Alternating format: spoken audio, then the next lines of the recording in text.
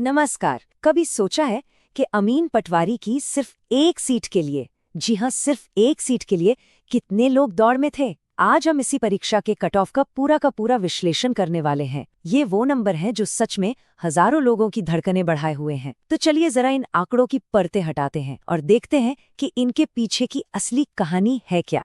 सबसे पहले तो इस नंबर को देखिए, 50, सिर्फ 50 पद। सच कहूं तो ये संख्या हैरान करने वाली है। और पता है, यही वो चिंगारी है जो इस पूरी कंपटीशन की आग को भड़काती है। जब पोस्ट इतनी कम होना तो भाई हर एक सीट की कीमत किसी खजाने से कम नहीं होती। अब उन 50 पदों के सामने जरा इस नंबर को रखिए, 2.5 लाख। 2.5 लाख, सोचिए जरा, 2.5 लाख सपने, 2.5 लाख उम्मीदें और मंजिलें सिर्फ 50। ये सिर्फ एक नंबर नहीं है दोस्तों, ये इस बात का सबूत है कि एक सरकारी नौकरी, उसकी सुरक्षा और सम्मान आज भी हमारे युवाओं के लिए कितना ज्यादा मायने रखता है। ठीक है, तो इस पूरी कहानी को समझने के लिए हम इन 5 पॉइंट्स पर बात करेंगे। पहले देखेंगे कि ये मुकाबला आखिर कितना बड़ा था, फिर पेपर कैसा था, कट ऑफ किन चीजों पर डिपेंड करता है, और हाँ, सबसे बड़ा सवाल, कट ऑफ जाएगा कितना, और आखिर में अब आगे क्या करना है, इस पर भी बात होगी। तो चलिए पहले हिस्से से शुरू करते हैं, समझते हैं कि ये जो नंबर्स हैं ये असल में कितनी बड़ी टक्कर की कहानी बता रहे हैं। अब जरा इस बात पर गौर कीजिए, हर एक पोस्ट के लिए शुरुआत में 5,000 लोग लाइन में थे। 5,000। ये सिर्फ एक नौकरी की दौड़ नहीं है, बिल्कुल नहीं। ये समाज में एक नई पहचान, एक नया सम्मान पाने का टिकट है। इसे एक तरह का सोशल अपग्रेड कह सकते हैं, जो कई पीढ़ियों की जिंदगी बदल सकता है। तो ठीक है, अब आते हैं कहानी के सबसे अहम किरदार पर, यानी कि खुद एग्जाम पेपर पर। आखिर इसका लेवल था कैसा? तो देखिए, ज्यादातर एक्सपर्ट्स और कैंडिडेट्स का कहना है कि पेपर मॉडरेट था, मतलब न बहुत मुश्किल न बहुत आसान। अब ये सुनने में तो अच्छी बात लगती है ना, कि भाई अच्छी तैयारी वालों के लिए पेपर ठीक था। लेकिन यहीं पर एक ट्विस्ट है। सोचिए, ये एक बिल्कुल फ्लैट रेस ट्रैक जैसा था जहां हर कोई तेज दौड़ सकता है। ऐसे में जीत हार का फासला मिलीमीटर्स में तय होता है। और जब पेपर मॉडरेट होता है ना, तो एक एक नंबर, जी हां, एक एक नंबर आपकी किस्मत का फैसला कर देता है। और इसी वजह से एक चीज होती है जिसे कहते हैं स्कोर बंचिंग। अब ये है क्या? इसका सीधा सा मतलब है कि हजारों कैंडिडेट्स के नंबर एक बहुत ही छोटे से दायरे में आकर फंस जाते हैं। मतलब बस 1 या 2 नंबर के फर्क पर हजारों लोग खड़े होते हैं। और ऐसी हालत में एक गलत जवाब का मतलब हो सकता है कि आप रेस से ही बाहर हो गए। लेकिन रुकिए, कहानी सिर्फ पेपर के लेवल पर ही खत्म नहीं होती।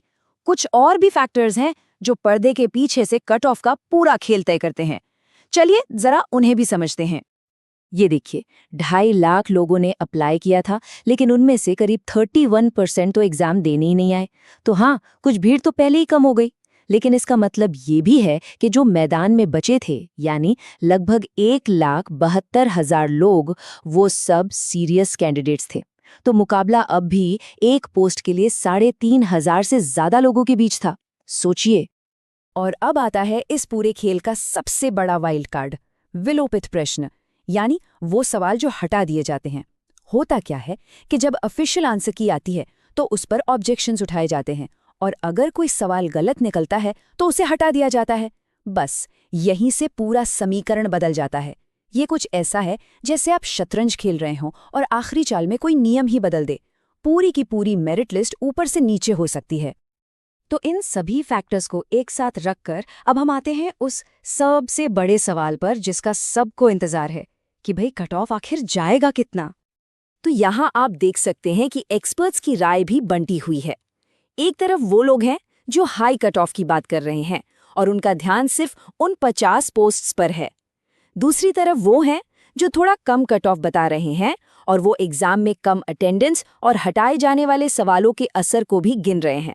सच कहूं तो असली कहानी शायद इन दोनों अंदाजों के बीच में ही कहीं है, और इस राज से पर्दा तो फाइनल रिजल्ट ही उठाएगा। तो इस कंफ्यूजन वाले माहौल में सिर्फ इंतजार और चिंता करने से तो बात बनेगी नहीं। तो सवाल ये है कि अब किया क्या जाए। चलिए कुछ प्रैक्टिकल और पॉजिटिव स्टेप्स की बात करते हैं। देखिए, सबसे पहला काम, किसी एक भरोसेमंद सोर्स से अपने जवाब मिलाइए। एक मोटा मोटा अंदाजा लीजिए और बस इस चैप्टर को वहीं बंद कर दीजिए, बार बार मत सोचिए। दूसरा, अब व्यापम की ऑफिशियल आंसर की का इंतजार करिए, अगला स्टॉप वही है। और हाँ, सबसे जरूरी, अपनी पढ़ाई की लय मत टूटने दीजिए। याद रखिए, ये तैयारी एक मैराथन है, कोई 100 मीटर की रेस नहीं। अपनी स्पीड बनाए रखिए, क्योंकि अगली रेस बस आने ही वाली है। और जैसा कि ये कहा भी जाता है कि सिलेक्शन कई परीक्षाओं की तैयारी का मिक्सचर होता है। इस एग्जाम में जो कुछ भी सीखा, हर सबक, हर फॉर्मूला, वो सब आपके ज्ञान के खजाने में जमा हो गया है। आज की ये मेहनत, यकीन मानिए, अगले एग्जाम में जरूर काम आएगी। और आखिर में ये पूरी प्रक्रिया हमें एक बड़े सवाल के साथ छोड़ जाती है। क्या इस तरह के एग्जाम्स उस जॉब के लिए बेस्ट कैंडिडेट को चुनते हैं, या फिर उस कैंडिडेट को जो बस एग्जाम देने में बेस्ट है? ये एक सोचने वाली बात है ना? इस पर विचार जरूर कीजिएगा।